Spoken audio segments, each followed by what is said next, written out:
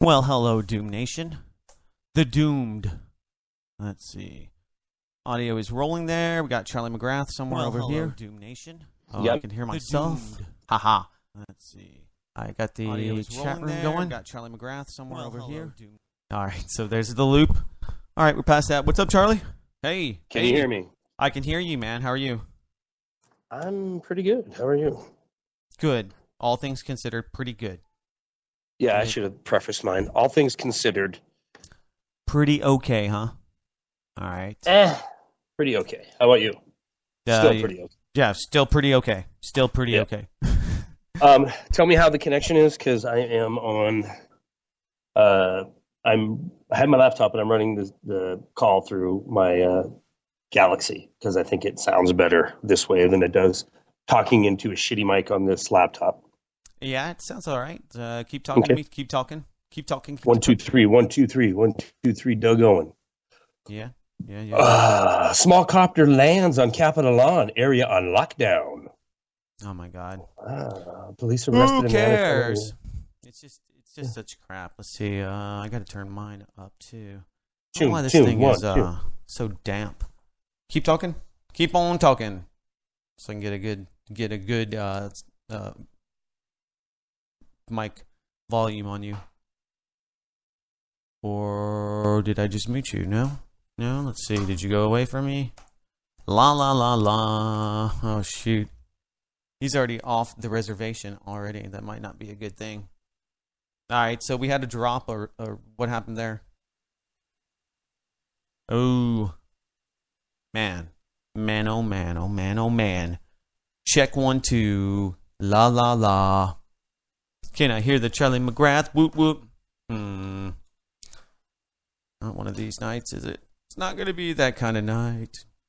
I got to turn this down. I don't know why all of these things. As soon as I get going, that's how it works.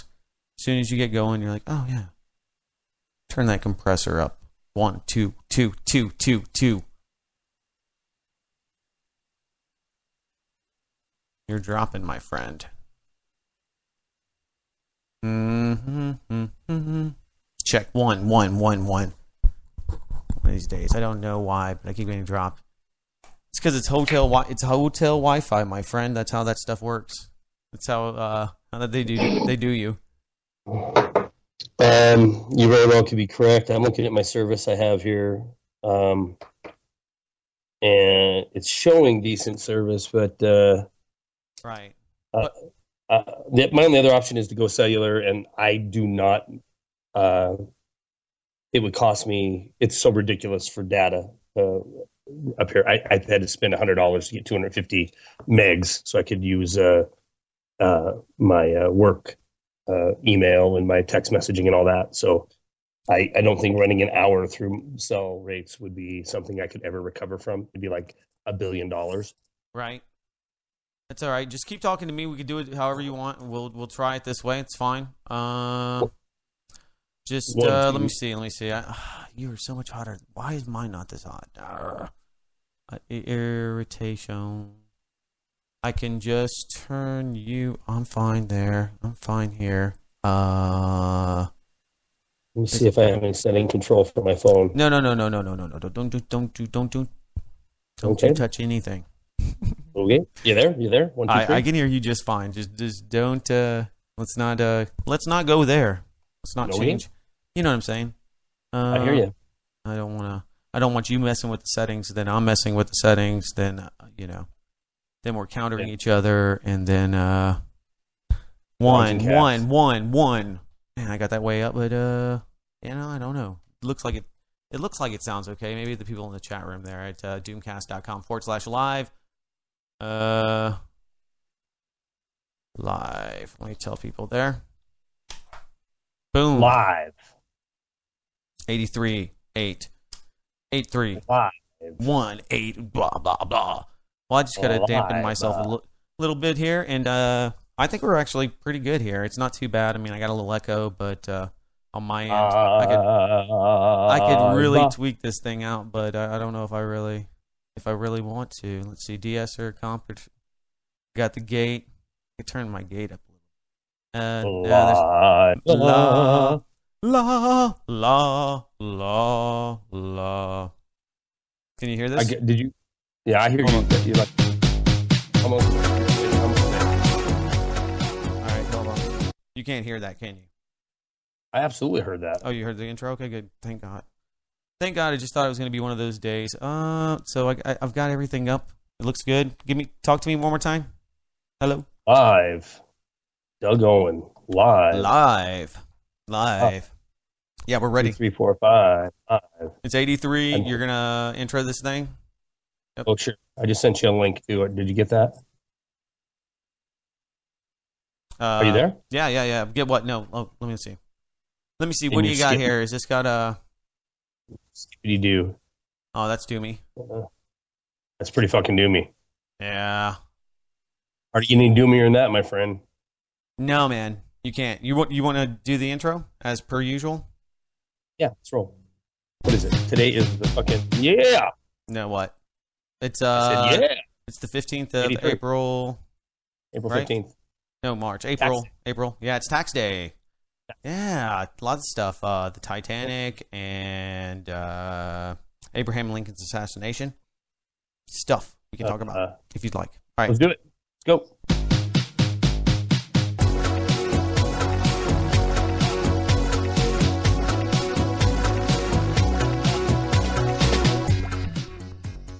All right, ladies and gentlemen, welcome to Doomcast number 83. I am Charlie McGrath, joined by my friend and co-host Doug Owen, who's coming to us from somewhere in Texas. And I'm coming to us somewhere. I'm coming to us somewhere in Canada. Podcasters, more like it. Yeah, well, I'm sitting here in Edmonton doing my Canada trip, and I love Edmonton, Doug. People are just laid back. Oh, okay. Yeah, they're pretty chill up here. They're pretty relaxed. So every time I come up here, it's a nice break, because it's not quite as hectic. But yes, I think a few shows ago I had just come back from Canada as well, and there's a lot of business issues up here that. I'd like to hear about it, potheads. Yeah, they are. That's a lot of that going on. No, business up here is. Things are still kind of on the downside, but they're moving forward, I guess, somewhat. And that's good. Yeah. I mean, things are slow, but the market is definitely contracting on a lot of ways in a lot of sectors. We've got internet connections. Charlie's out and about. We can just play his little sounder here. Why don't we? Where in the world is Charlie McGrath? Maybe I have that by Charlie. There we go. Where in the world is Charlie McGrath? We go from Nashville to Norway, but air to Zimbabwe. And Canada too. You there, man? Can you hear me, Charlie McGrath? Oh, we might have to do this old school.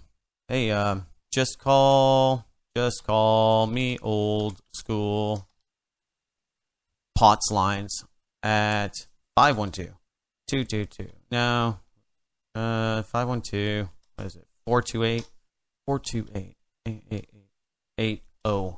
Wait. Is that too many eights? Nope, that's not. That's perfect. All right. Call me old school. There we go. We won't have to worry about this. Maybe we'll do the intro again. Maybe not. I don't know. We've got some pretty doomy stuff to talk about. We'll probably have to do the intro again. That's all right. That's all right.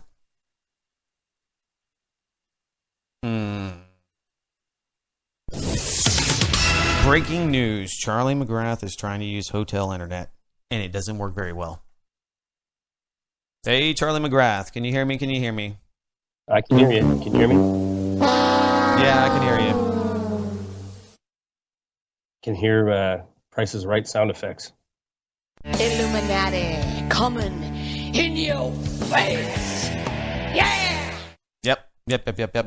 If this doesn't work again, we can always just do this thing old school, and you can call that number, actually do a phone interview.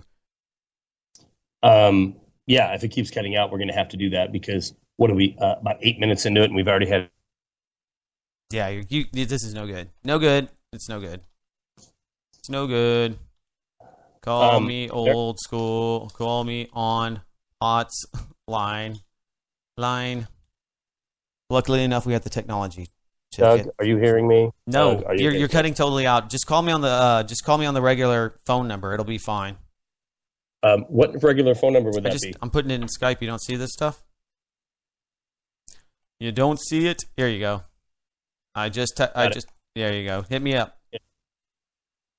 All right, so a little musical interlude. Bush nerds. We've got Bush.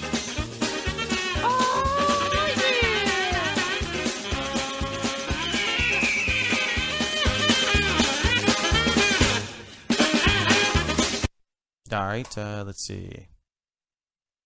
Hello, Charlie McGrath. Hello, Doug Owen. This is it's not great, but it's not bad. I guess we've done worse. You sound like you're in the bunker. I am in a very actually lovely hotel room, and obviously don't tell people that. Come on now, you gotta paint the picture here, my friend. Paint the picture. Oh, it's a Doom hotel room. It's doomy. It's very. So I guess I don't even know how many weeks running we've been trying to battle schedules. I mean, it doesn't matter at this point. I don't know. I don't even know if it matters. We just do the best we can with what we can do. Well, yeah, but you sent me an email today that I think it was today. It might have been a couple days ago. That's a long time ago, but yeah. That one I responded to you today about? Yeah, that was from, I don't even know when, but it was a long time ago. Right, I mean, by long time, I mean a couple weeks. Well, a couple weeks ago was, it does seem like a long time ago because we both went through quite a bit of shit in the last couple of weeks. Yeah, and, you know what? Before we get there, do you want to talk about this on the show? Should we re-intro it? I don't know. It's just kind of. I think we should probably do it again. Start over? Yeah, we're. Right. It's just been kind of haphazard. People will be just like me, bashing their freaking their hands against their monitors. Is there? I'll intro it if you want me to. That way, it's just easier. Or what? Is there what? I just had a message from Eric saying that he's having trouble listening to the live feed. Is there an issue? It's still going. I see it. So maybe he's just in the bunker. I don't know. It hasn't stopped. I'm all here. I'm all ears still. All right. I'm sending him a message now asking him if he is able to hear it. Yeah, do the refresh here. Tell him to refresh the stream. Always a good idea. All right.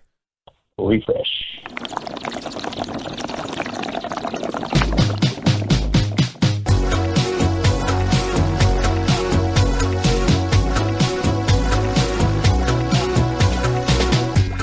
Live and direct, free of charge, as always. Doomcast, Doug Owen and Charlie McGrath, your host. It is the 83rd episode. We have made it. Much doom has happened since we last talked to you out there. And, well, Charlie's in Canada, and Canadian internet sucks. If you live there, you know what it's like to have socialist internet. Sorry. It's just the way it is. But anyway, he's there. I'm here. We are going to do this show. Lots of things that are happening in the world today to talk about. And so, hello, Charlie McGrath. Hello, Doug Owen. Welcome to your How podcast. Well, thank you very much. I'm glad we're putting one together this week, and I apologize to everybody who has had to put up with the spotty ability for us to be able to bring this the last couple of weeks. But a lot of it is situations out of our control. A lot of it is my schedule. And to be honest with you, Doug, I don't know that it's going to get any worse. How about that? I don't think it's going to get any worse. I think my traveling time is going to be dramatically cut in half, but I have to figure out how to, kind of a little bit what we talked via messaging the other day about having to have the ability to get this done is critical. But, you're up against so many things. You're traveling and you're in a place where you think it's going to have good internet, and, this is the restart of the program. We tried to get it rolling 20 minutes ago, and my Skype isn't working very well, so I'm calling you via cell. And it's unfortunate, but it is what it is. We both need to make a living. And, I'm going to keep doing all we can do to get it rolling, bring it brought out there. So, do you have any thoughts on that? And what I'm saying is that I mean, I felt a little bit of the feedback and maybe a little frustration by some of the folks out there, and I get it. I understand. Just bear in mind that as Doug introed the show, it is something we do absolutely free of charge. It's a passion. We love it. And if we didn't, we wouldn't be doing it because there's certainly a lot easier things to be trying to do than put this together once a week, especially on your end. I mean, you have so much technical stuff and fairly fresh baby situation happening, and we all have life things going on. So, you play that song once in a while where asking where I'm at all over the country and whatnot, and that's a true statement. I mean, I can't even tell you how many hotel rooms I stayed in the last 100 days, but I bet you it's over 50. Yeah. So I'm going to do all I can do to keep it rolling, to bring it in, and hopefully we slow down as far as the need for this kind of travel, and it's more consistent. And you don't have to apologize. I mean, we're doing what we can when we can, and we're not subsidizing our lifestyles. Our electric bills aren't getting paid with the Doomcast. I mean, we do have people that support us, and we're going to thank them tonight. At least one that I know of, not to mention all the people out there that continue to give at least constructive or, what you were alluding to, frustrated feedback because they care about the show, or that they think that, sometimes, we do kind of focus on one topic, or, things do get in the way of it. And this is kind of a fluid stream of consciousness. It's not really an interview. It's not really a news podcast per se. It's really a conversation. It might, some of it may bore you. It might be too much inside baseball. It might be too personal. It might not be relevant or germane to what's happening with the New World Order or the geopolitics. But it's our conversation. That's my question. Doug, I agree with you 100%. And my comment to and question, I guess, for you would be on that, and get your opinion on this. Look, if you're tuning into Doomcast because you are interested in that, in the perspective of the New World Order, or the Illuminati, or economic collapse, or FEMA, or martial law, I mean, I can't help but think that on those topics that both you and I, in one form or another, are kind of covering in different respects all the time. But our stated goal of Doomcast 83 episodes ago wasn't necessarily to be a newsy type podcast that was covering those topics, because we already do that. And to be frankly honest, I don't know that the internet needs another channel or outlet or program where they're rolling up the Rolodex of doomsayers and talking about Lindsey Williams and Salente and Peter Schiff and the crowd who is very much covered, and the topic is very much covered. So I guess just to reiterate that this Doomcast has always been just a conversation, and sometimes the conversation ends up in me and Doug fighting or arguing on the program. Sometimes we cover 30 headlines. Sometimes we talk about asthma. Sometimes we talk about babies. Sometimes we talk about energy. I mean, it could be anything. And that's what it started out as, the premise of it. And I don't know if it's ever going to develop into something that is more news based or interview based, because we don't need another one of them.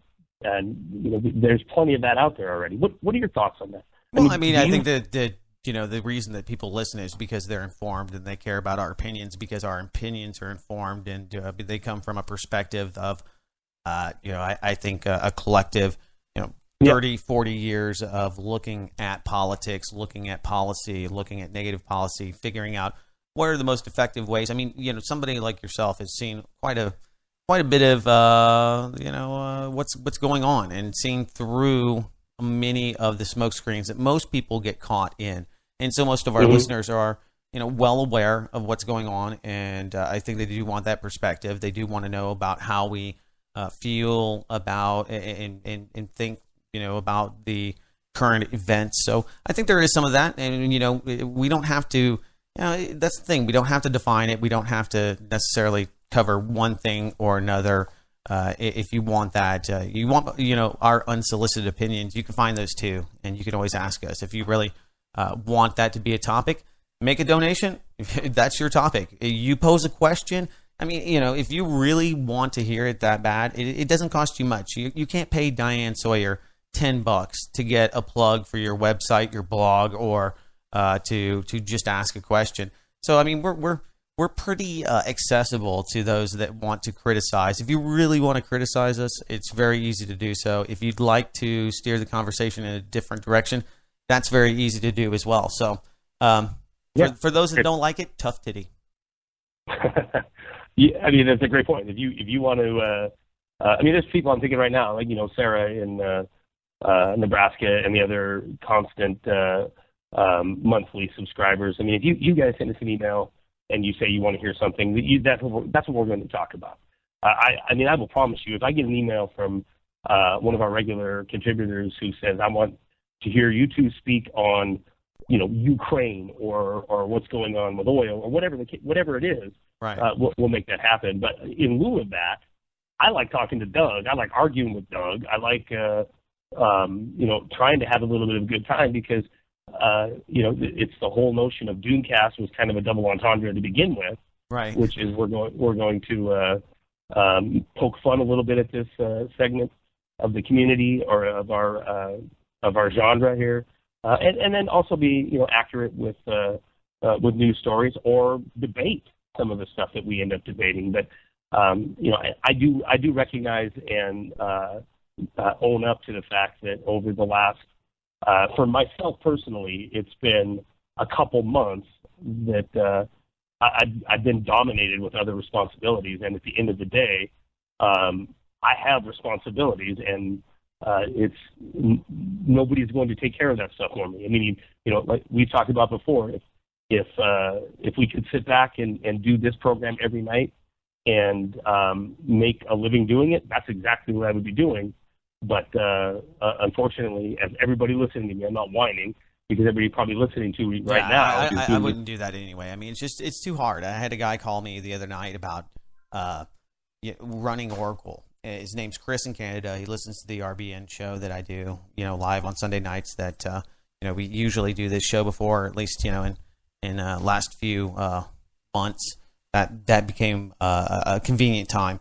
But and he's somebody that listens to the podcast that appreciates the I think it's a voice of reason, knowing people knowing that they're not crazy, knowing right. that we're looking at the same exact things that you are, and we read it the exact same way that you do, and or at least we do not just toe some line, and that comes when. To not just the mainstream media, but alternative media as well. I mean, we are completely, even if it doesn't suit us, more than honest. And the inside baseball, the insight, and I think a lot of the analysis, at least sometimes we do, is beneficial to people out there. And, I mean, if you're waiting for your news for this podcast, sorry. That's it. That's a great.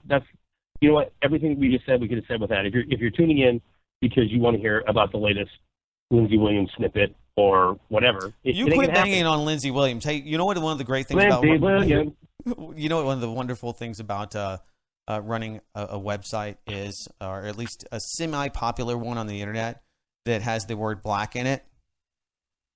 What is it? People get confused. I get this all the time. People will email me or leave voice messages because they believe that we can help them get better credit because they've been blacklisted by Experian or something. And, a lot of this stuff I just let pass. I'm like, oh my God, they obviously didn't look at the website that much. They've been Googling blacklisted and they end up at the website for one reason or another. So this is the latest gem that I found in our voicemail box there, Mr. McGrath. Well, let's hear this. Kind of like leery on leaving messages. I hope this actually is a Black Rand publication. I don't mean to be disgruntled about it, but the person who leaving the message sound pretty white. But, I guess, what can I say about that? Anyway, I have a phone call coming in. But anyway, I just called because there's a lot of things going on with Black America is being attacked by the police in a very serious way. And I can see what's going on because I have experience with combat and I have experience overseas. Let's just put it that way. The only thing I can say is that Black people, we need to arm ourselves and we need to be willing to die to protect our lives, to protect our human rights to live, and we need to stand up as men and live and protect our families. We have a right to do this, a God-given right. So anyway, I mean, he goes on, and he actually has a pretty good diatribe here that he prefaced with, my overtly whiteness when he left the message, thinking that Blacklisted News was a black publication where he justified arming himself against the police, and that I don't know, maybe I was going to cover the story, or I don't know, play this, or anyway, he had another call on the other line, according to him. So how long did that go on for, Doug Owen? Oh man, like 5 minutes. We just can't do it. It's just not that good. It's okay just because it's funny to hear people that are, that they themselves are upset about racism and police brutality, but they are racist themselves, which is just, he's not probably going out and beating up people or killing them without or probably at all, I would say, but it's just okay, man. Really? You obviously didn't bother looking at the website before you just started your rant, your racist rant, and talking about arming the black people in America. So that's the kind of stuff I get. So there you go, Charlie McGrath. Enjoy. That's actually crazy interesting. That what it started out there. I'd like to hear the rest of it. I mean, maybe but you're thinking it's not airworthy. No, enough? he just goes on. He just it's well, more. He gives specific contact information that we just can't put out on there. Well, here's the deal. The sentiment behind what he's saying, and guys, this is. I didn't know Doug was going to play this. I didn't know this came into the voicemail box for Doomcast. I had no clue that this happened. But just in that little snippet that you played there, it's easy to listen to him and come right out of the box saying, "Hey, oh yeah, this is reverse racism, and this kind of attitude. It's not okay for us, so it shouldn't be okay for him," type of a deal. But I listen to it, and the first thing I think of is, yeah, you know what, dude, you're probably right, because look around our country, and what is it? Every other day we're seeing something where you're having a black guy that's getting gunned down, and then you find out that there was somebody standing around with their iPhone and recorded it, and there's absolutely no justification whatsoever for it going down. Yet, and of course, I'm speaking to this last shooting that happened with a guy who got pulled over, ran, was worried he was going to get nailed for his child support payments, ran again, and just pretty much became a pincushion for this white cop that put 8 rounds into him, or at least attempted to put 8 rounds into him, and all of it recorded on a cell phone. And if that was Doug once a year, something like that went down, or it would be just offensive enough then. But the trajectory and the path we're on nationally, and I'm going to say this, internationally, as far as our neighbors to the north go, I understand what the guy's saying. I agree with him. You better get your crap together, folks, white, brown, black, or otherwise, and look around, because it's everywhere, this kind of militarization of police, this militarization of our transportation system, and the attitude of you're guilty before you're proven innocent, and or you need to give up some of your liberty so we can keep you safe. It is rampant. It is everywhere. And I understand this guy calling you and leaving that message. I don't like the race baiting type of message, I guess, or messenger that is saying it's going to be black versus white. But I do believe that the black community in this country has every reason to look at current events and be worried.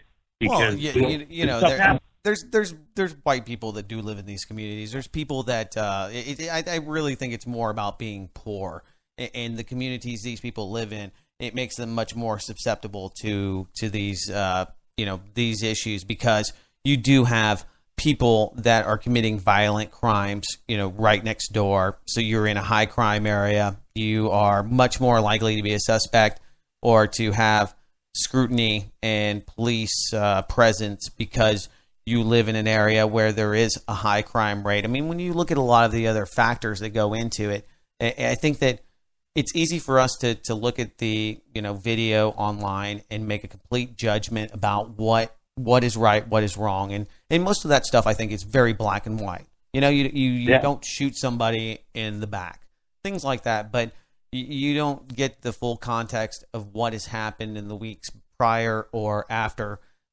because you only get the media sideshow. It only becomes a focal point when the media really shines light on these issues, and they have been. And I think that has been really well. I mean, I have to say that there aren't huge problems with the way that police treat people in impoverished communities, and the policing that goes on there for a variety of reasons. The war on drugs, the DEA. I mean, it came out this week, or at least people found out again that, hey, guess what? Before 9/11, before all of the the cybersecurity apparatus that has been erected post 9/11 to find and to keep us safe from terrorists, the DEA was recording all phone calls across the United States, even outside of it. So, the justification I think that this guy has for wanting to, I don't know, protect himself.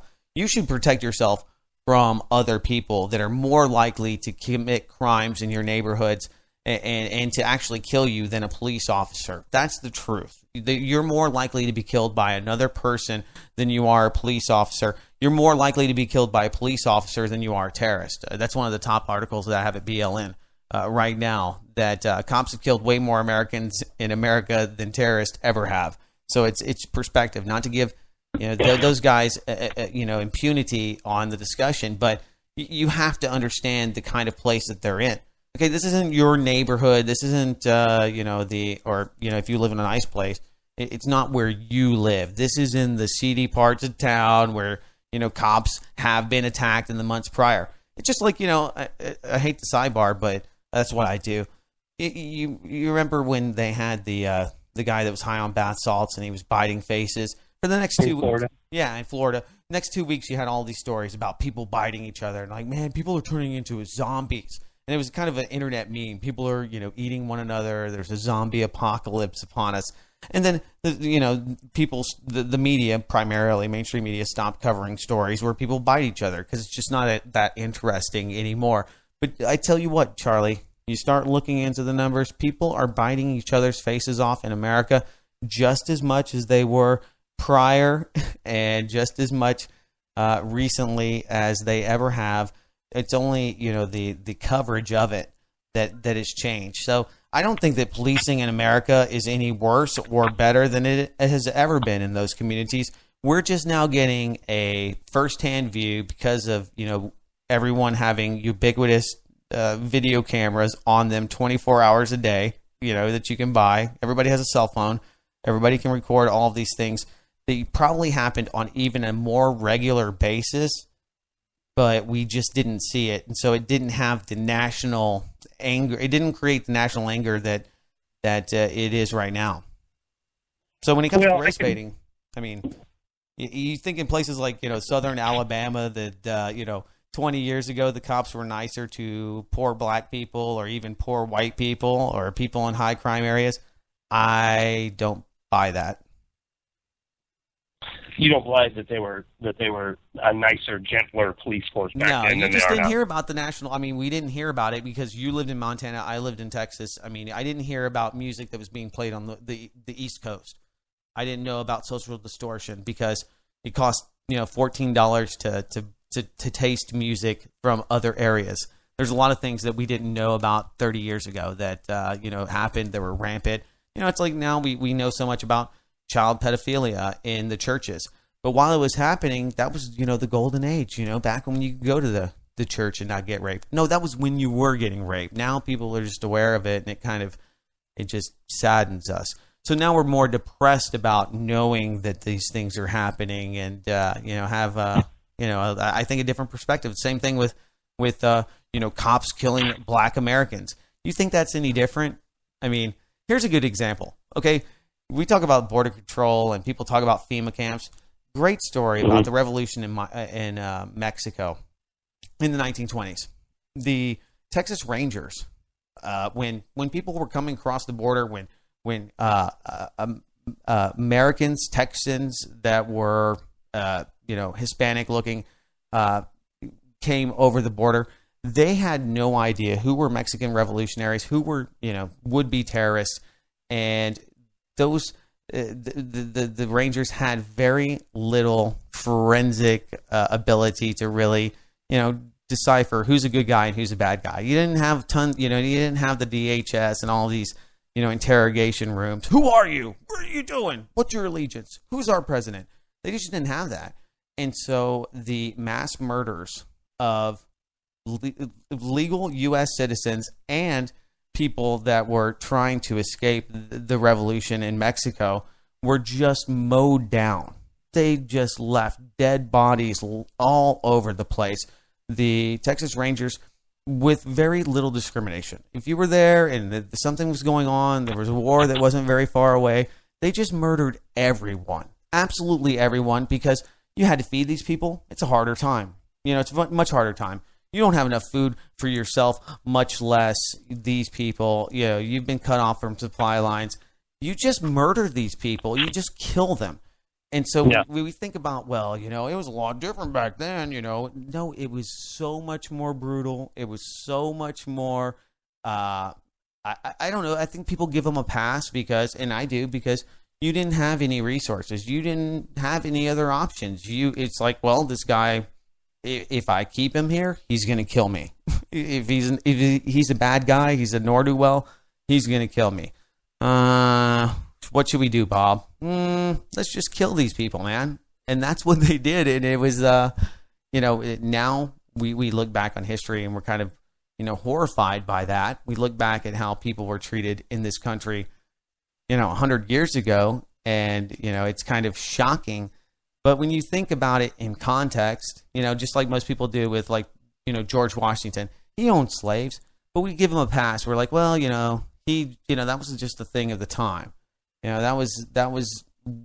give him a pass because those were norms. Nikola Tesla, he was a eugenicist. He hated black people. The people that like Tesla, they give him a pass because eugenics around the same very time was alive and well, and it was actually considered a science, not a pseudoscience. It was considered, Darwinism and things like that seemed, very reasonable. So we kind of exclude those problems with their, I guess, what we would consider like bad now, really horrible character flaws. Thomas Jefferson. We accept those character flaws because of the time that they lived in. Just like we accepted that, 100 years ago, it was okay to mow down women and children and kill tens of thousands of Mexicans trying to flee imminent death. Because, you just can't, you never know. Well, I certainly think that I agree with a big piece of what you're saying, especially when it comes to, hold on. Sorry about that. That's okay. Especially when it comes to the availability of recording this kind of brutality and this kind of violence. And you're right about the fact that everybody. I mean, I don't know what the percentage. I bet you it's 95% of the people walking down the street have some kind of ability to record an event that happens before their very eyes. So, is it more accessible to see this kind of injustice? Absolutely, and you're right about that. And even 20 years ago, it would have been, or even 10 years ago, we're probably talking half as many people were walking around with the ability to half record as many. everything. Nobody. I mean, think about this. I mean, you had to have a Polaroid, or you had to have one of those disposable cameras. 10 years ago, I'm saying. 10 years ago, I'm saying. So let's say 2005. There were smartphones in 2005, and you had to go but it isn't like it is now. But there wasn't YouTube. There wasn't YouTube. There wasn't the ability. There wasn't Facebook. There wasn't the ability to get these stories national. These videos because. The media was the gatekeeper. Now Facebook's the gatekeeper. There's other gatekeepers out there, but this content because it goes viral has to be addressed. It has to be talked about. It's not because they want to. It's because they have to respond. If you're let me respond to that because I agree with that as well. That if it's the citizen journalist, role is more prevalent than ever, and there's really, if you have an establishment media or government that is just going to ignore that reality that you cannot ignore, then it would just lead to a faster decline in the trustworthiness of government and in media. So you're right, we see these kind of things, Ferguson or this latest shooting, or this latest beating of the guy who stole the horse. And it's got to be covered and addressed, and it usually is snippet here and there, and then it's off down the road. But I want to say this. So I just spent 4 minutes agreeing with you on the premise that it's more accessible. Okay. And the truth is easier to get out. But where I have to disagree with you is that it's just as prevalent now as it always has been. And we always disagree on this. Everybody disagrees. Everybody wants to romanticize it. I'm just going to cut you off because you know what? I agree with you. You know what? There's no way to really prove it. You know what? And we're not going to be able to quantify that on this podcast. Yeah, we are. You cannot. Yeah, we are. You cannot. Yes, there is. Okay, go ahead. Yes, there is. Sure. This is the thing. I mean, I listened to you give me 10 minutes. Go ahead. Tell me. I'm all ears. I'm gonna close my mouth. I'll turn the audio. Are you sure? Because I'm waiting. So here we go. More prevalent is the coverage of it, but there's absolutely no denying the fact by government's own numbers that the population as a whole is becoming less violent. The citizenry is becoming less violent, and in that exact same time, you have the police around the country becoming more violent against the people of this country. That's not just some. That's statistics, though. You're using numbers. Back in they don't necessarily. You know what? Nowhere Louisiana, when they lynched somebody, they didn't do a report on that, Charlie. They didn't report to the federal government. Hey, we had a guy here that we killed. So wait a minute. I can't use numbers. I can't use no, numbers, you can't. Statistics, but you can use what you think might have happened in Alabama. No, you have nothing to back that up other than a feeling that it used to be worse back then. Okay, well, you could look at the missing persons and unaccounted for people. Okay. I guess if you really cared about it, that much. If you really want to prove that point, I'm just saying don't romanticize the past. That's all I'm saying. Is that it's not any worse than it was yesterday. It's not any different. Yes, it's always been bad. Yes, it is. What are you talking about? Stop saying it. It isn't true. It's not. Because you say it.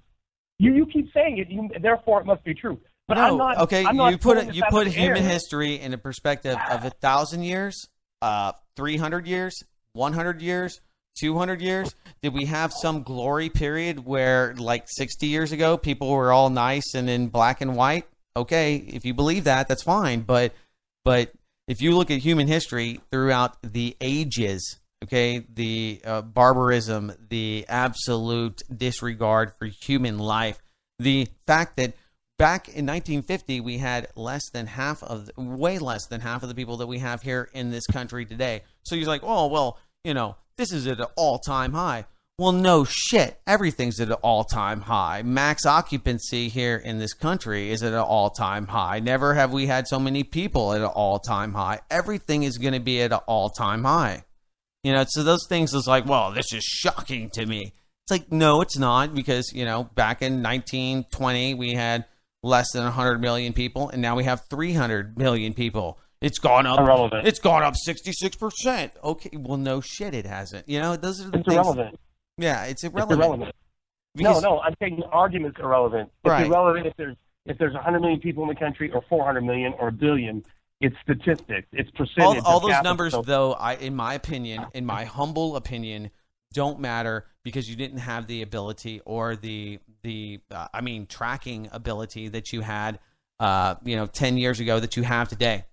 You just didn't. You don't. And numbers are always politicized. So, when you try to make an argument on that basis, it's just so weak. Not in my opinion, but in most people's opinion, because okay, well, I think that what's weak in the argument is the romanticizing of yesteryear without any kind of statistics, but saying. But you know that they weren't accurate. I mean, we had. I don't know that. I know they're more accurate than guessing. I know that. Yeah, but they're only somewhat accurate. accurate. If that, and they never account for population growth. They don't account for all of the other factors. What does that have to do with it? That doesn't have anything We have to do with it. juxtapose all of those things. If you're going to make an accurate depiction of what something was, right? It's funny. My buddy, he's like 53 years old, Hispanic guy, and he's like, you never hear about Hispanic people crying about having to sit in the back of the movie theaters and drink from different water fountains. And he talks about, how, if the whole world goes to shit, he doesn't care because you know what? When he was a kid, he had to crap in a hole.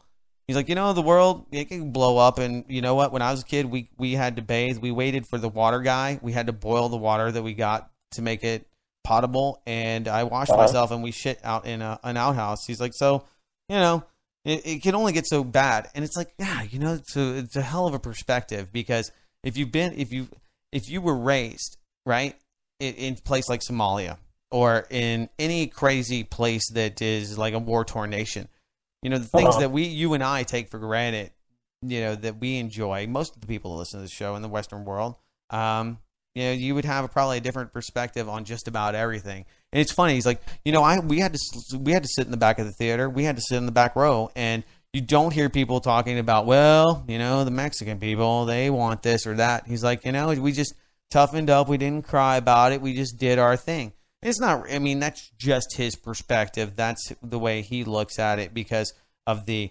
horrible treatment that he had and all the things that he had to overcome in this country. He never made an excuse for himself because he's an electrician. And he said, when I went down to Galveston, and I was in the union, he goes, there was one guy that was nice enough to tell me the truth. And he looked at me, he said, buddy, you can't get a job here. And he said, why, man? He's like, you're not the right color. And he's like, there was one electrician that was willing to tell me that the reason that I was going to this union hall every day looking for a job, that I'm not getting it, is because I'm Mexican.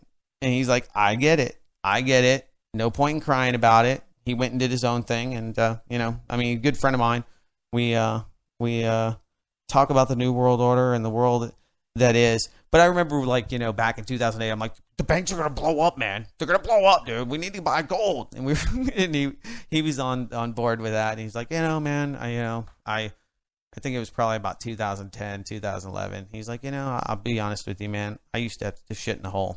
And I'm like, well, that's a perspective worth having.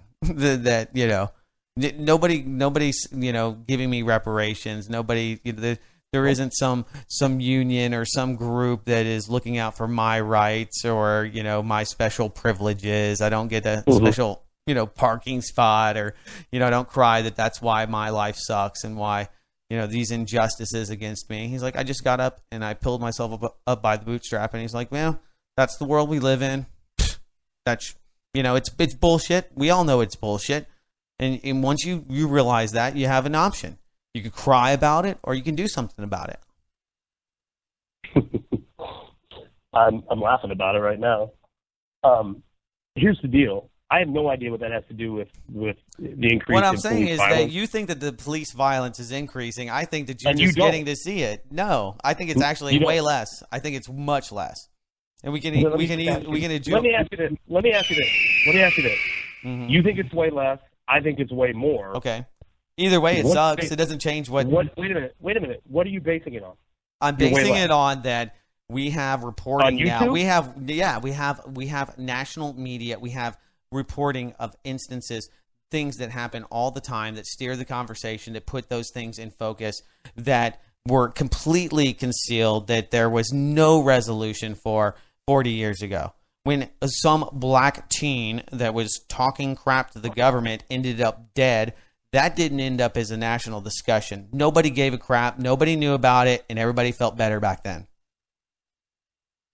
Okay, well, I'm not relying on the media or YouTube or social media. You didn't have the iPhone. forensics. You didn't have DNA. You couldn't go after people, and corrupt cops could get away with a lot more than they can today. The reason that you see corrupt cops doing crappy things to people all the time is because people are able to record it.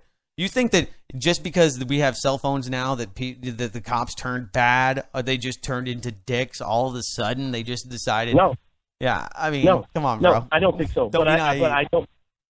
No, it's not that I think that they're all of a sudden dicks. I think that that it is absolutely on the increase, though, and it's not based on. I think that it's just people that affluent people are seeing it. Let me finish my thought. Your thought is listen. moot. It's moot because it doesn't matter You're what whether you or I.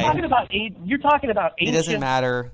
You're talking about time immemorial versus now. It doesn't matter. It really doesn't matter. We get into this every time. It's like, okay, there's more, there's less. Everybody wants to get into this freaking debate. It's like, the chicken and the egg. It doesn't matter, man. It's not okay. It's fine. If there was more then and more now and less then the only thing that the only people it disturbs is the people that want to, yell that it's so much more worse right now than it ever was. Okay, fine. But it's still 10 times better than it was 1,000 years ago. Everybody can agree on that. We can just, you got to look at things as a sliver in time, my friend. I don't have an FBI report from 1,000 years ago. You don't have an FBI report in front of you, period. Let's just not pretend yes, that we do. No, you don't. I have it right here. I'm fucking reading it to you. You are not. Off. Okay, According read to your the new FBI statistics released in 2014 November, while violent crime in the U.S. has fallen 4% year over year and a consistently steady downturn for the last 40 years, the police violence against citizenry is on a sharp increase over the last 40 years. Reporting numbers that the government gives you. Okay. Okay, yeah. So the government's making themselves out to be more violent in order for some There's kind more of, people recording and reporting violence. Do you know how you say, okay, you make that number, okay? This is cop violence. You have to prove there's cop violence before that becomes a statistic, okay? And before it becomes even an affirmed statistic rather than a debatable, claims. How many times did people claim that there was violence? How many times did people get intimidated that they would be killed and there would be no recourse and nobody would know about it before there was some kind of recourse for people? We don't know that, Charlie. We don't know how many people didn't report things because they thought they were going to be killed by corrupt police officers. We don't know, and so your numbers are just you're buying into government numbers. But you know what? When it comes to the Fed, you'll say those numbers don't.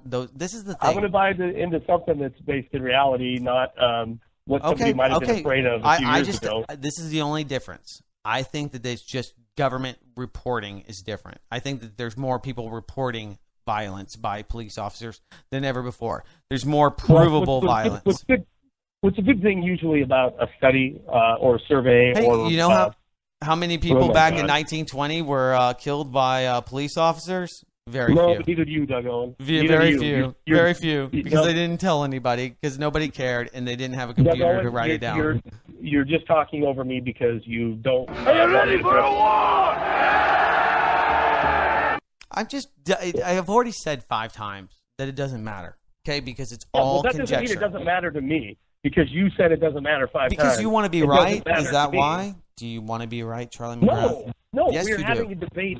You say to me that there's no measurable increase in the violence against the people of the United States. No accurate measurable violence change. Yes, that's my point.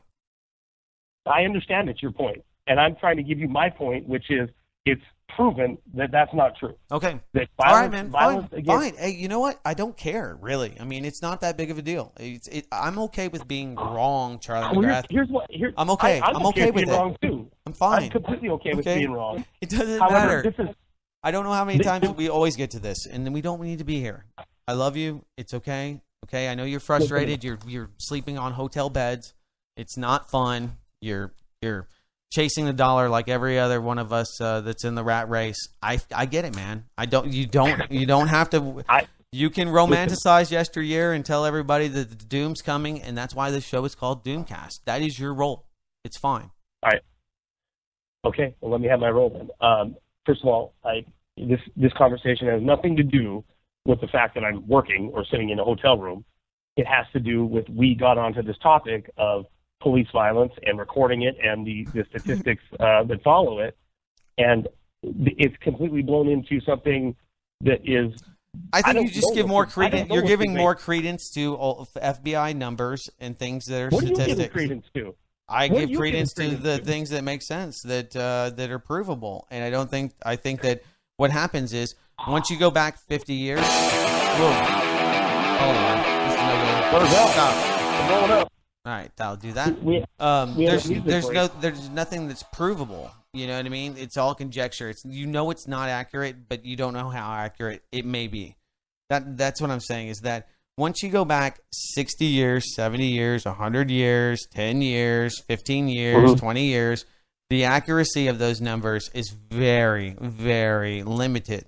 Numbers now may be more limited, less limited than before because we didn't have accurate reporting on so many levels. It's like, when the IPCC says 2014, the hottest year on record. Okay, well, how did you get those numbers? Well, we have some satellites. Okay, so you didn't have them before 1970. We are, let's say 1950. Okay, so how do you figure it? Oh, well, we do an average of what happened here, and we have some carbon testing. Okay, well, how did you measure the temperature over the ocean? I don't know. Out in the middle of the ocean, how do you know what the level was there and whether it was cooler or hotter than it was, I don't know, 10,000 years ago? Oh, well, we've got these things, and then that's when they hem and haw, and that's where you start seeing people walking in circles, and because it breaks their brain. It's like, well, I'm not saying you're wrong, Charlie McGrath. I'm just saying that that we can only take that so seriously, and I think it's a great point that we're bringing this up and talking about it, because when people start looking and comparing and trying to contrast what's happening today, what happened yesterday, where we want to go, where we've been, those are very important, things that we should consider when we look for solutions and towards the future. Things that are happening in California. People are like, see, the government's using those smart meters to meter us all. Well, that's true, but you have so many other dynamics to what has happened with this whole scenario that has led us to this crisis. So you can't just look at things and say, well, 2014, hottest year on record. Well, if you go to NASA, they say it was 1986. Okay, well, according to this data, they say this. According to that data, they say this. You've got to really, if you really want to use those numbers, you've got to do so much anthropology or, statistical research to find out how accurate and what the variance of accuracy was, considering that there's a very limited reporting base for that. So, take those numbers for granted. If you think that it's worse or better, it doesn't matter because it's still not great. Okay. These are numbers. These are things. I think there's probably, in my estimation, empirical evidence that the police violence against the people of this country fine. are on the rise. Okay, so it sucks. So what else? Empirical evidence that and I don't. Violence, it's fine. It doesn't matter. It does not matter, Charlie. You're repeating yourself. It doesn't matter. You said, why do I think these numbers don't matter? I told you. Okay, you think that they do. Stop interrupting me, Dougo, and stop. Just stop. We can't do this. I love you, but we cannot do this. You have to accept that our opinions only matter so much. You can be right, and we can move on. I'm not saying I'm right. We can move on. We can move on. We can move on. Because this is a lesson for you out there, kids. When you're debating somebody and your family about things, and you really do, at the end of the day, both care about the future of this population on planet Earth, you care about things, you can still get caught up. And you can't let that happen. You have to tell people it's time to move on. Well, yeah, and I think it's important because, either it does, again, not mattering right or who's wrong here. Right. But see, we're still talking about it. This is my point, Charlie McGrath. We have to. Seriously, can I finish a thought? We have to move on. We have to move on. Okay, go ahead. Sure. I mean, I can mute my phone and I can listen to you talk about Earth temperatures from 1,000 years ago and Thomas Jefferson's slaves. It's just a metaphor. It's just a metaphor for why numbers are not accurate. I'm sorry. Okay, I'm going to just give you the versions are not accurate. Let me just ask you a simple question, because I'm not going to spend another half hour, talking about reports versus gut feelings of 100 years ago. Is police violence, in your opinion, a national problem? And do you think that we're heading to a place that is just par with what's always been in history, or are we seeing an increase? I think there's less. I think there's less police violence against people than there ever has been, and I believe that there's less people on planet Earth killing one another for war, for spoils, for God, for sex, for money than ever before. All right, fair enough. That's your opinion, and now I know. I mean, so if you really do think that there's less violence against people of the states by the cops, then that's all actually I need to hear, because I'm not going to debate you if that's accurate. This is the problem. You could say that, but here's what I'm trying to make the point, Charlie McGrath. When there was 20 million people, when you look at that statistic and it says, well, there was only this many people that got hurt by the police or whatever, in 1900. Okay? You've got to do all of that math to make sure that when you say there's 300 and probably, let's be honest, 360 million people in this country, when you say a million people, well, that's only 1 in 360. Okay, when there's 20 people, it was 1 in 20. You got to do all of that math. Otherwise, you're getting a skewed perspective of what's better. You're thinking, well, there's lots more. Yeah, but there's lots more money. There's lots. This costs $1 billion. It costs a lot more. Yeah, but the dollar doesn't go as far. There's a lot more of this. I don't disagree with that. I don't disagree with that numbers change, but you have to count all of that in. That's all I'm saying, is that you got to do the math. I guess what I was getting at was not the history of this country, just a history of the last 40 years. And I'll be honest. All right, so this guy calls the number. Okay, this is what got you going. Over the last 40 years, that you could look at reports and see that it has been on the increase. Now, you don't have to believe those reports, or I guess we can have an opinion of that they're skewed one way or another. Right. So certainly I'm not able to speak to as long a term as you're talking about, like back to Magna Carta days or the Boston Tea Party days, and how people were subjugated and abused. Then I agree. We can only talk about maybe 100-year span, maybe 100 years. Yeah. That's it. Right. Well, I don't know what happened 100 years ago. We don't. But like I said, neither do I. That's the point, Charlie. I don't either. We don't know. That's what I'm saying. But I'm not trying to comment on what I don't know. I'm trying to comment on what I do know. What I'm saying is that it doesn't matter how many or more or less. It's just not right. This is black and white. Okay, killing people for the drug war because they stole $10 from a $10 item from a Macy's store, killing people for stupid, arbitrary reasons is bad, and that's the point. It doesn't matter if it's more, if it's worse, if you should be more scared of the cops than you should ever have been. It doesn't matter, because that's just the hype that surrounds the thing, the whole scenario that makes people so upset. That's why this guy, who he himself believes that if he has a gun, that he's going to be able to, protect himself from cops. I'll tell you what, this is my point. You know what? You think you're going to get away from the cops and protect yourself from the cops with a gun? Shoot one of them and see what happens. Guess what? If you shoot one cop with your gun, they're never going to stop coming, ever. Okay? So the whole notion that this guy can protect himself and that black people can protect themselves from not only their neighbors, who are statistically more likely to kill them than the cops, but that they can kill the cop and that they'll just stop coming, and that's how they can protect themselves. Good luck with that, my friends. Good luck. and think about, if you want to do some numbers, see how many people after shooting a cop end up living. My point is, this guy is delusional. He's upset. He's irrational, and he believes that by putting guns in his hand, that he is going to somehow, subjugate the police, or that the police are going to be less likely to kill him. I would argue that they are just as likely, if not maybe even more. So this guy, he's upset because people of color are being treated badly. I think that if you go to, I don't know, a really nice neighborhood in Bozeman, Montana, and you look like, I don't know, Steve Urkel, you're much less likely to be shot than maybe a white guy with tattoos on his face that is holding a knife in a biker bar somewhere in a poor part of town. See, we get all of these perspectives, like, we're going to go after these black people.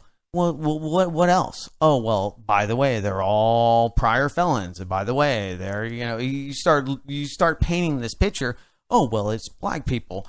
They've killed this many black people versus this many black people. Yeah, but they didn't kill them in Beverly Hills. They didn't kill rich doctor black people. So you get one picture that is given to you because you have this statistic. So it seems like it's a black and white issue.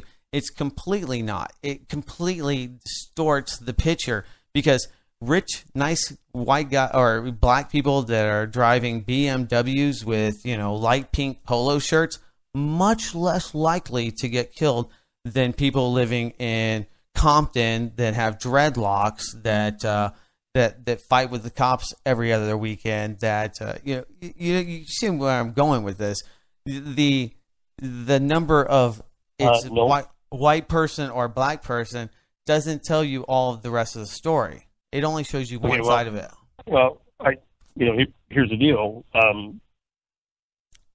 The caller that was obviously thinking he was calling into a black website, which means that he did no due diligence. Okay, this guy, you want to give him you think that he's going to be a smart person with a gun? He can't even figure out that I'm a white guy on the voice message, and that blacklisted news is about blacklisted news, not black news. So don't give him too much credit. I didn't give him any credit. You jumped in and actually cut him down for I don't know what reason, because it has nothing to do with he's not doing any thinking. That's what I'm saying. He's calling people, telling them that he thinks that white people suck and that we need guns. You know what? If you're going to make that statement, you might want to figure out who the hell you're making that to. I'm just saying. When I arbitrarily call websites to bitch about things, I give it, I don't know, just a tertiary thought. I'm not arguing or suggesting that this is a black thing, this is a white thing. I would probably agree with you more that it's a socioeconomic thing. If you're poor, you're going to be more likely to be harassed and killed by the police. But black-white has nothing to do with it. My point, the entire point was that this guy seeing an increase in violence is justified. It is justified because there is an increase in violence, at least over the last 2 decades, and I believe that's very much provable and has been proved.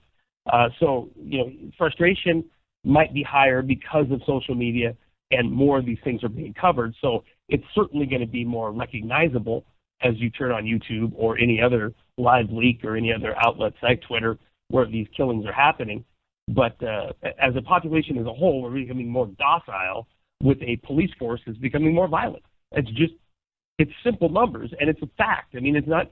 It has nothing to do with what I want it to be or not want it to be. It has to do with what is, and it is on the increase. It's fine. If you believe that that's true, then there's no me talking you into taking in consideration that the reporting is bad. That's all I'm saying. When you make a decision and you feel firm about it, just always gut check yourself and say, hey, look, have we done the math? Have we looked at if we think there's more, if there's more violence, do we know what that number is? Have we juxtaposed it against the population? Have we looked at the socioeconomics of that area? Have we looked at the amount of police that were attacked in the months prior in that exact neighborhood?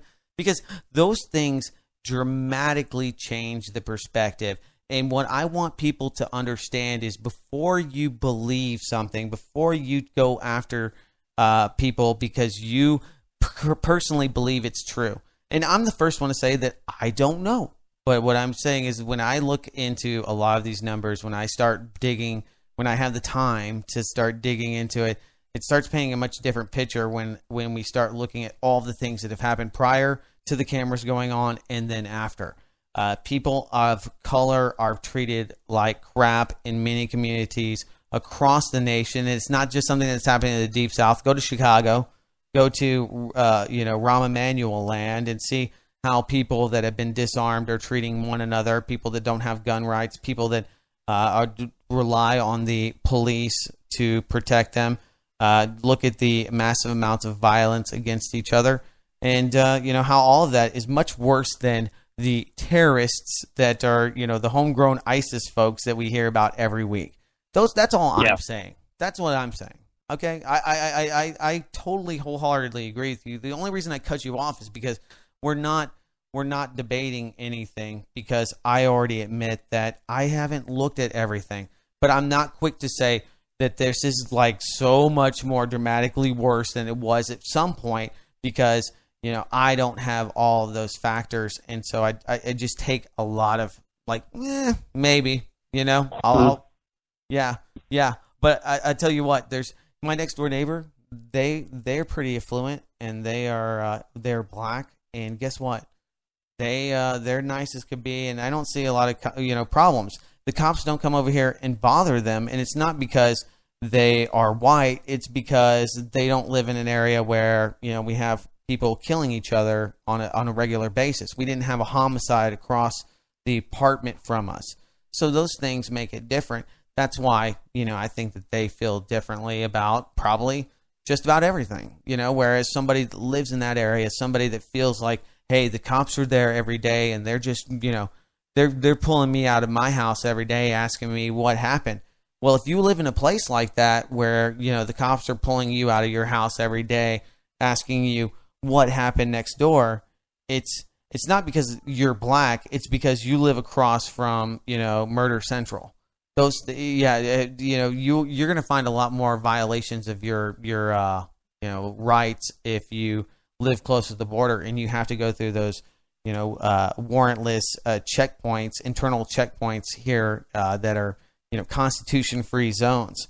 If you travel, you're going to be a lot more used to having some TSA dick, want to download your computer, whereas people like my dad doesn't have to feel that, but because he doesn't travel, as much as maybe Charlie McGrath. So we all see things differently because of where we're at. The perspectives we have are different because of, our environments. And so, this guy, I bet you he doesn't live in Beverly Hills.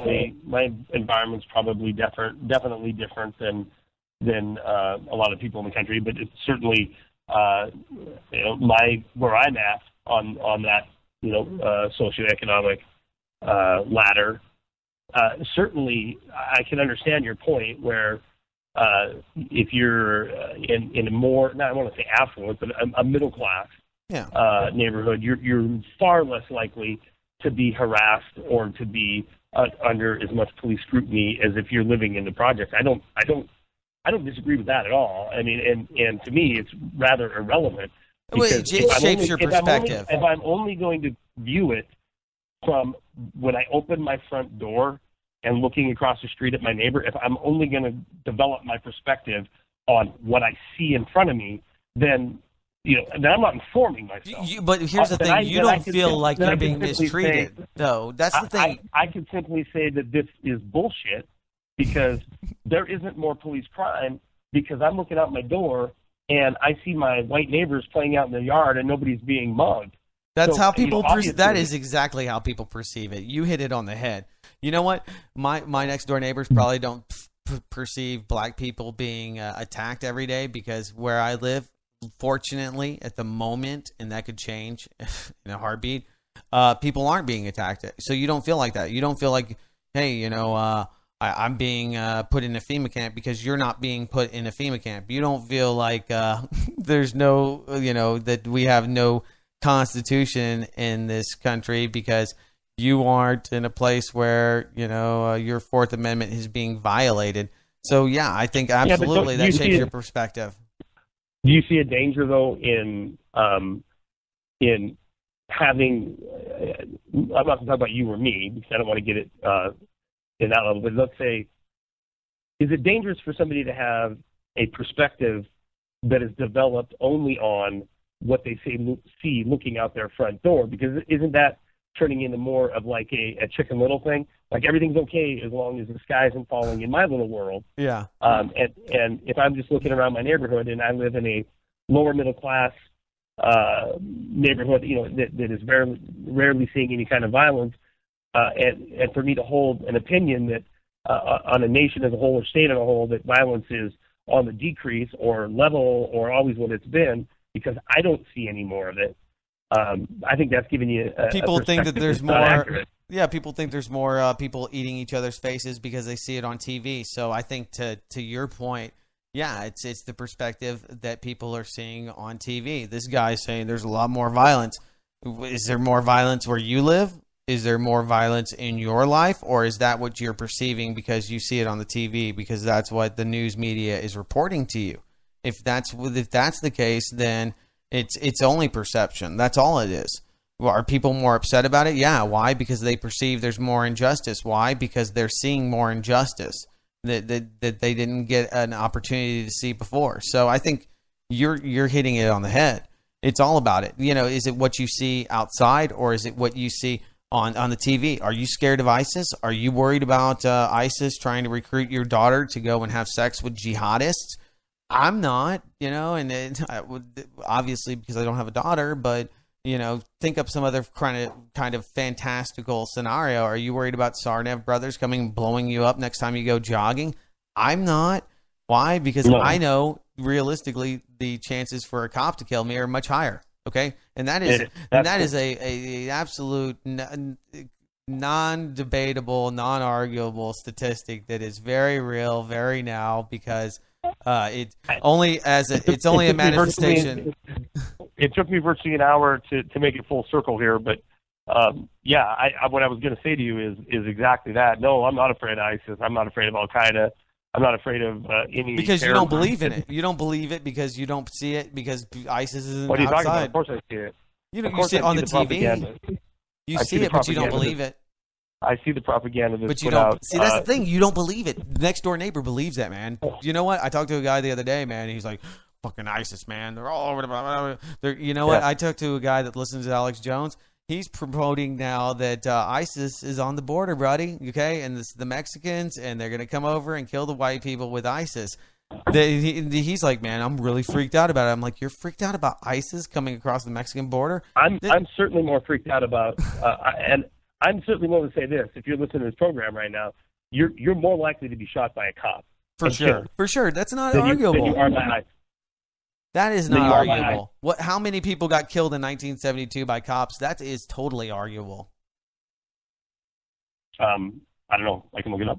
I'm not sure. Yeah, but you have to believe that number. Maybe. You can look it up, but you have to believe that number. I believe that it's very easy to account for as many terrorist killings that are here today. And actually, those numbers are skewed, because if you look at people that kill for really like terrorist reasons, and a terrorist reason is a politically motivated attack, okay, for some kind of political reason, not because you're stupid, not because you have a sub IQ 80 IQ, not because you worked with the feds and they fed you and got you high on heroin for 2 years before you decided to pick up the cell phone, and before they got you, like in this latest case, that is, before they got you to rent the storage facility, so so that way you had all of this documentable, verifiable reasons that you have tried to create a weapon of mass destruction. Before all that, even if so, when 100 or let's say 10 years from now, when your son is looking at all the numbers of terrorism and all the real things that terrorists have done in America, he's going to have a skewed opinion if he looks at government numbers, because he's not seeing what you and I see. Just like, you're not seeing what people 100 years ago saw. You didn't see the Texas Rangers just mowing down 10,000 people, but the mass graves only 100 years now there's a PBS documentary about it.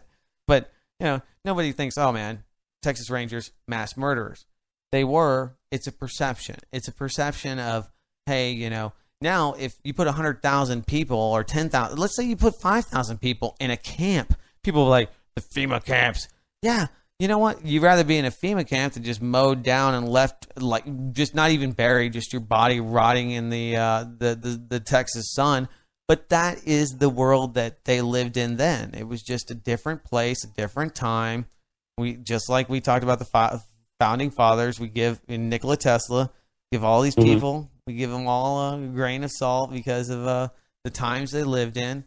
And nowadays, I mean, what was it, Thursday? Why I had an article and I put it up. You probably saw it. It was on Washington Post. It said, why are Florida cops pulling over teenagers in armored vehicles? So these guys, they're driving some APC that they got through their 1033 program, are driving around Florida, and this kid flicks them off. Now, the Supreme Court, not that any of these thugs that are driving around in a tank in Florida, that unnecessarily, they're ripping up the streets at the taxpayer's expense. I could bitch about this all day long. Not that they know that the Supreme Court has ruled that it's actually absolutely part of your First Amendment. You can tell a cop to go fuck himself. You can shoot the finger at him. You're not threatening them. Fuck you. Okay, that's fine. It's absolutely okay. But the shock about this kid. Well, you find out he's shooting the finger at this cop, and they're driving by. So you think, well, Florida cops are just pulling people over in fucking tanks, man. You're like, oh my God. They're pulling people over in tanks. Not that what happened is okay. It's not okay.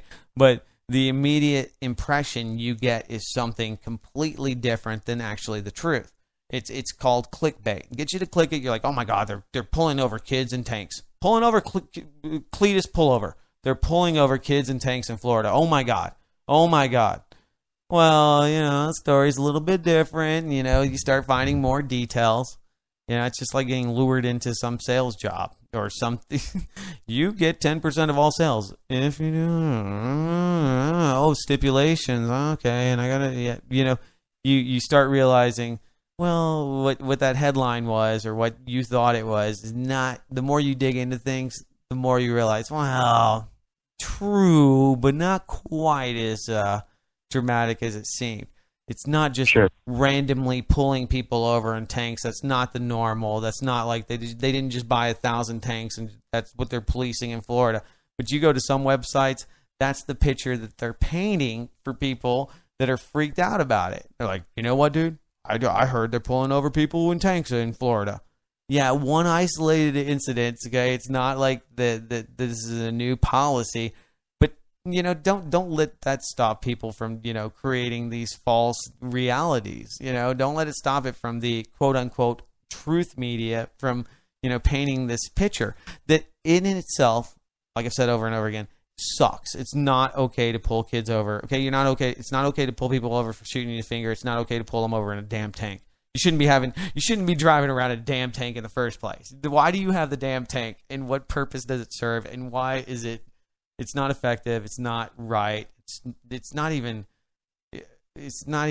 necessary in almost any scenario. It makes no sense. Why are you doing this? Okay, fire these guys. Get rid of the police chief. Move on. Right. This is a shining example of what not to ever do and why we don't want to give a bunch of idiot redneck cops in Nowheresville a tank. Because they're going to pull over kids that shoot them in the finger. So, that's all I'm saying is that when you start, please do due diligence. Please look into the things before you just paint these pictures for people. Because I hear these damn podcasts, all the time that really do embellish the truth to like paint a picture that is, self-fulfilling or, that is self-serving. And I just get so sick of it. Yeah, I mean, there's certainly no question at all, Doug, that there's in independent media, in establishment media, that there's a need for these outlets to sensationalize their core audience because they're such a grab for that that advertising dollar in most cases.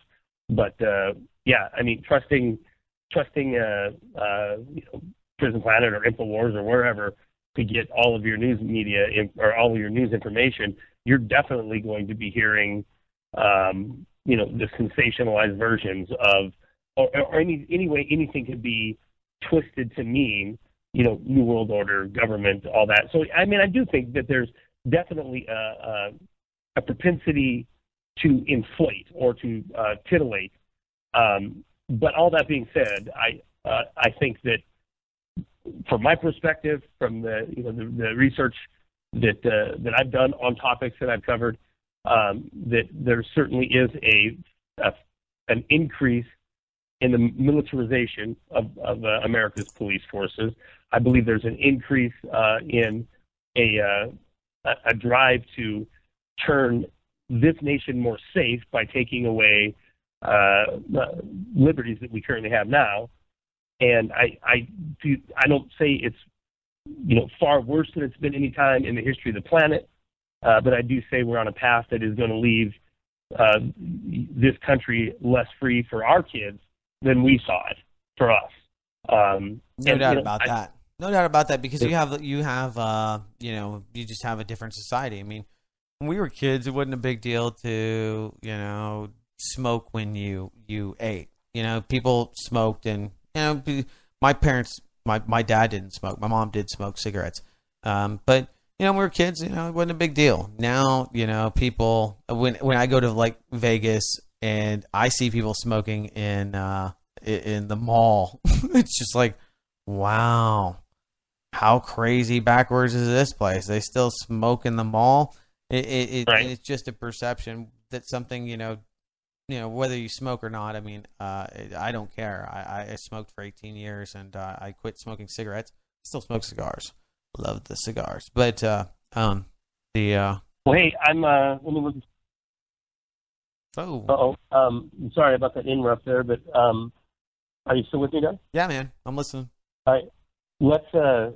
I know that you had some contributors. Yeah. I hear your phone. Yeah, cutting out. Yeah, we got that's okay. It's okay. Just wanted to give a big shout out to our one contributor, not to mention Kowalski and a few others that have sent well wishes.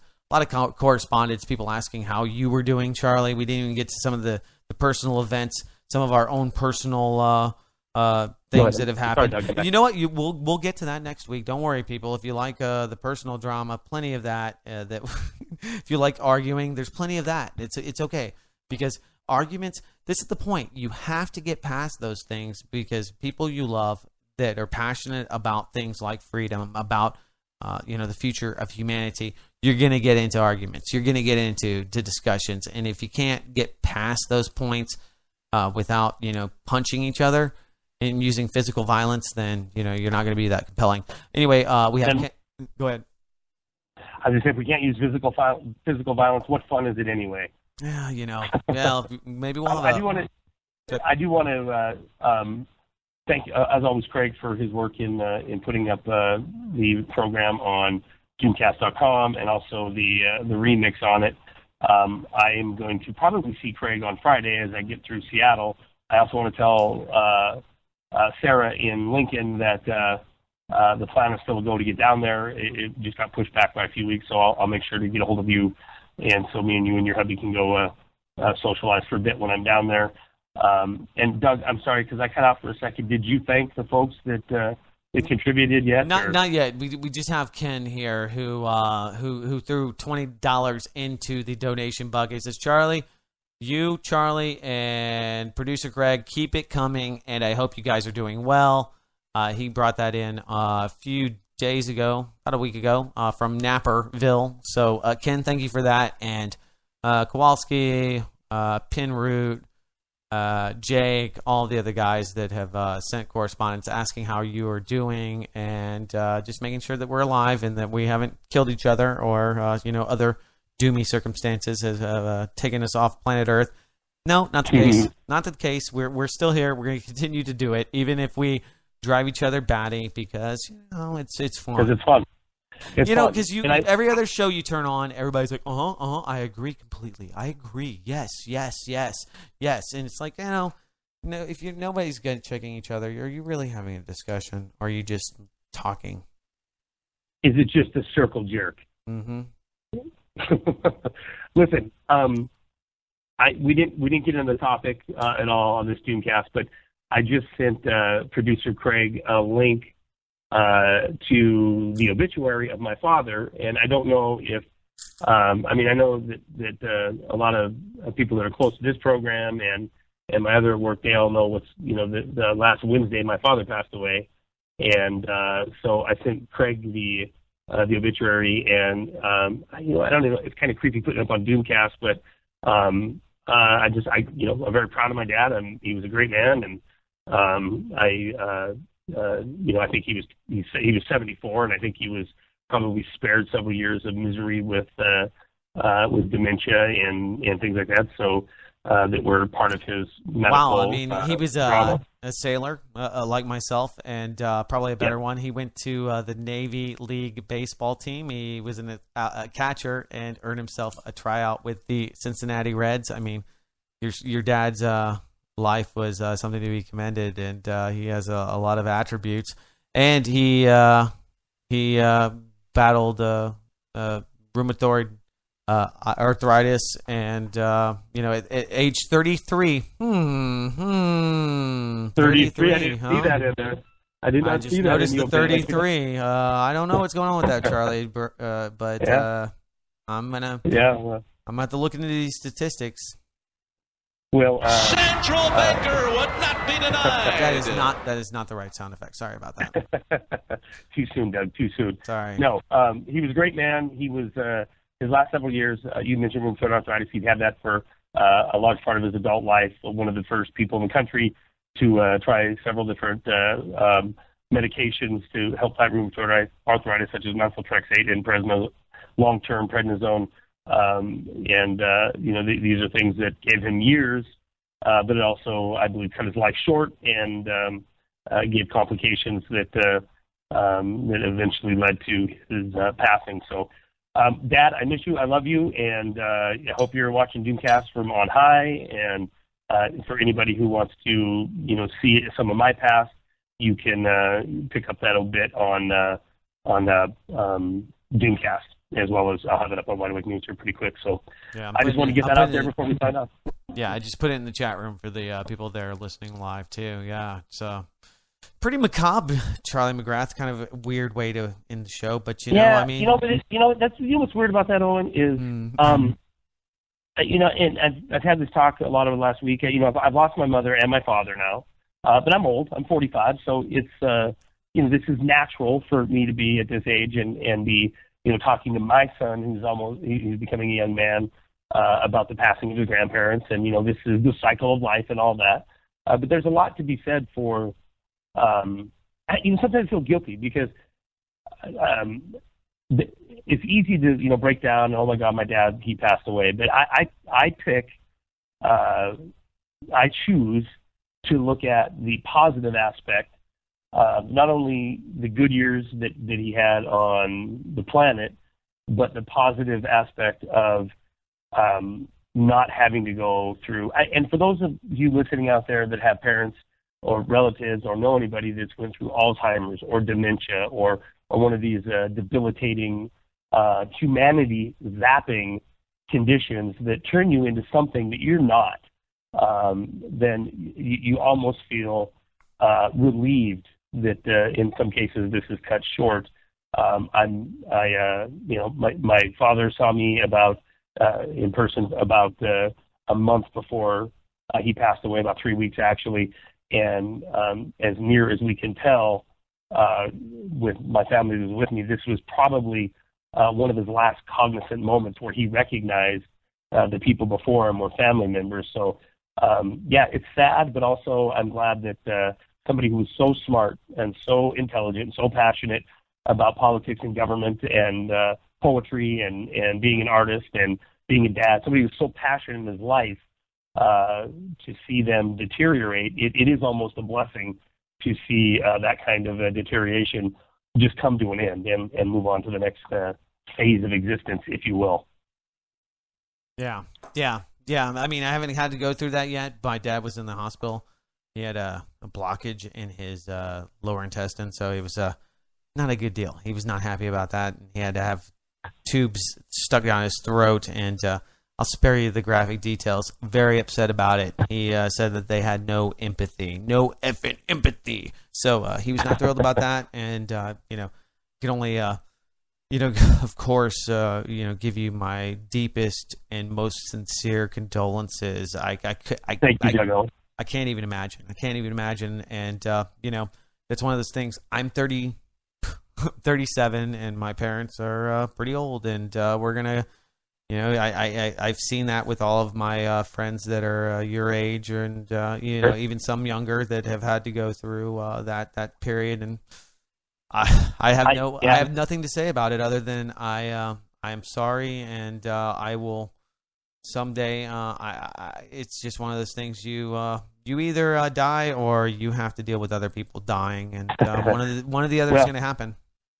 Well, yeah, and thank you. I appreciate your kind words, and it's like I said, there's certainly situations that people go through in life. Parents who have to bury children. I mean, to me, that's an unlivable nightmare. Doug, you can relate to that now. The natural progression is kids get to bury their parents, and that's what I'm sure my dad would have wanted. He did not want to have to put any of his kids in the ground. He was happy to take it, I guess, the traditional route. And like I said, I'm just grateful for having him as much as I had, and that he's not suffering, and he's not spending a lot of time. He didn't spend years in a position of delusion, not knowing who or what was going on. So, like I said, love you, Dad. Talk to you hopefully in person, not too soon, but if one day. Yeah, and he probably thinks I'm a dick too. All right, that is the end of the show. I mean, I don't know, very few. No, that isn't true. Doug Owen's a brilliant and a very passionate speaker. And if you're shocked by the arguments that we had on here, well, tune in again, because we probably will keep arguing, because that's just what we do. After 83 episodes, there is stuff that we talk about that we don't agree on. And when we don't agree on something, we both go to battle hard for it. That's what we do. So tune in next week, Doomcast 84. I should be reporting back from Bozeman. And we'll see if we can't get into a scrape then, Doug. Absolutely, guys. You know how to contact us. Doomcast.com is the website for the show. The podcast will be there much more. In the meantime, go there, follow us on Twitter, and we love you. Bye. Peace out, y'all. Bye.